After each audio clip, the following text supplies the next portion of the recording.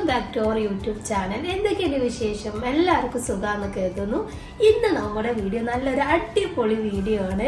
ഇപ്പൊ ഗസ്റ്റ് ഒക്കെ വരുമ്പോൾ നമ്മൾ പെട്ടെന്ന് നല്ലൊരു വെറൈറ്റി ആയിട്ട് എന്താ ഉണ്ടാക്കുക എന്നൊക്കെ ചിന്തിക്കാറില്ലേ? അപ്പൊ ഇന്ന് ഗസ്റ്റ് ഒക്കെ വരുമ്പോൾ നല്ല അടിപൊളിയായിട്ട് ഉണ്ടാക്കി കൊടുക്കാൻ പറ്റുന്ന ബട്ടർ സ്കോച്ച് പായസമാണ് നമ്മൾ ഇന്ന് ഉണ്ടാക്കാൻ പോകുന്നത്. അപ്പൊ എല്ലാവരും എൻ്റെ വീഡിയോ സപ്പോർട്ട് ചെയ്യണം, എൻ്റെ ചാനൽ സബ്സ്ക്രൈബ് ചെയ്യണം, പിന്നെ ആ ബെൽ ബട്ടണും കൂടെ അമർത്തി കൊടുക്കണം കേട്ടോ. അപ്പൊ നമുക്ക് നേരെ വീഡിയോ കണ്ടാലോ.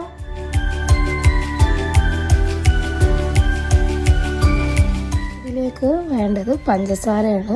ഒരു 100 ഗ്രാം, ഒരു 200 ഗ്രാമൊക്കെ പഞ്ചസാര എടുക്കുക.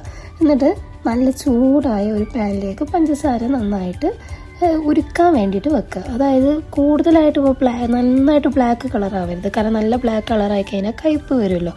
അപ്പോൾ ഒരു മീഡിയം, ഒരു ബ്രൗൺ കളർ ആവുന്നത് വരെ ഒന്ന് വെയിറ്റ് ചെയ്യാം. അപ്പോൾ കട്ട പിടിക്കാതിരിക്കാൻ വേണ്ടിയിട്ട് ഒന്ന് ഇളക്കി കൊടുക്കണം കേട്ടോ. അല്ലാതെ അങ്ങനെ വെച്ച് കഴിഞ്ഞ് കഴിഞ്ഞാൽ ചിലപ്പോൾ പെട്ടെന്നാണ്ട് ഉരുക്കി കഴിഞ്ഞിട്ട് അത് ബ്ലാക്ക് കളറായിന്ന് വരും.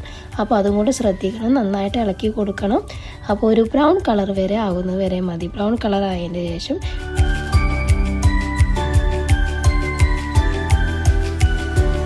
ഒരു 50 ഗ്രാം ബട്ടർ ഇട്ട് കൊടുക്കാം.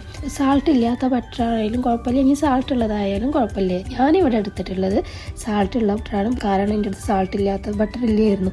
അപ്പോൾ അതുകൊണ്ടാണ് ഞാൻ സാൾട്ടുള്ള ബട്ടർ എടുത്തിട്ടുള്ളത്. അപ്പോൾ അത് നന്നായിട്ട് ഉരുകുന്നത് വരെ എന്ത് ചെയ്യുക, നന്നായിട്ട് ഇളക്കി കൊടുക്കുക.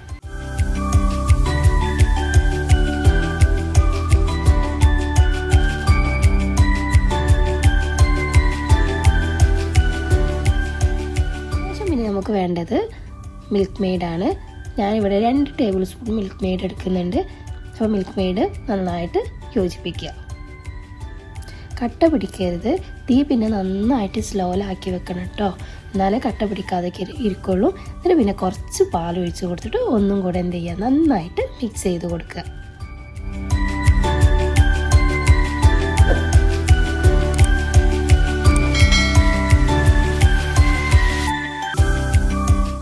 മിക്സ് ചെയ്ത് നന്നായിട്ട് ഇളക്കി യോജിപ്പിച്ചതിന് ശേഷം എടുത്തിട്ടുള്ള നല്ല ചൂടുവെള്ളമാണ് കേട്ടോ. ചൂടുവെള്ളത്തിലേക്ക് സേമിയ ഇട്ട് കൊടുത്തിട്ട് നന്നായിട്ട് ഇളക്കി യോജിപ്പിക്കുക. കൂടെ ഞാൻ സാഗോ റൈസും കൂടെ ഇട്ട് കൊടുക്കുന്നുണ്ട്. സാഗോ റൈസും കൂടെ ഇട്ട് കൊടുത്തു കഴിഞ്ഞാൽ ഒരു കാണാനൊക്കെ ഒരു ഭംഗി ഉണ്ടാവും.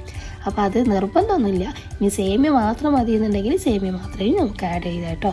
അത് നന്നായിട്ട് തിളക്കുന്നത് വരെ നമ്മൾ കാത്തിരിക്കണം, കാരണം സേമിയ നന്നായിട്ട് വെന്തതിന് ശേഷമാണ് നമ്മൾ ഇതിലേക്ക് ആഡ് ചെയ്ത് കൊടുക്കുന്നത്.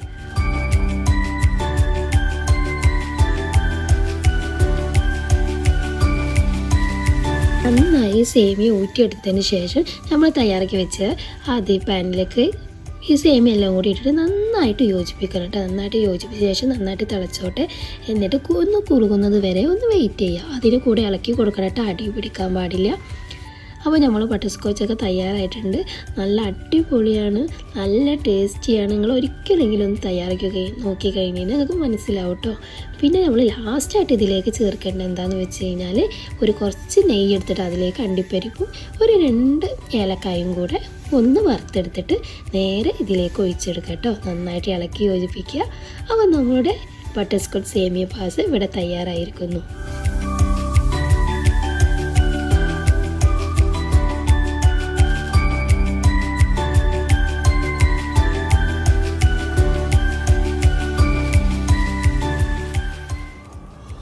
നല്ല ബട്ടർ സ്കോച്ചിൻ്റെ സ്മെല്ലുണ്ട്. അപ്പോൾ അടിപൊളിയാണ്. ഒരു പ്രാവശ്യമെങ്കിലും നിങ്ങളെല്ലാവരും ഉണ്ടാക്കി നോക്കിയിട്ട് തീർച്ചയായിട്ടും കമൻറ്റ് ബോക്സിൽ കമൻറ്റ് ചെയ്യണം. അപ്പോൾ ഇന്നത്തെ വീഡിയോ എല്ലാവർക്കും ഇഷ്ടപ്പെട്ടെന്ന് കരുതുന്നു. നല്ലൊരു അടിപൊളി വീഡിയോ ആയിട്ട് നാളെ കാണുന്നവരെ ടാറ്റാ ബൈ ബൈ.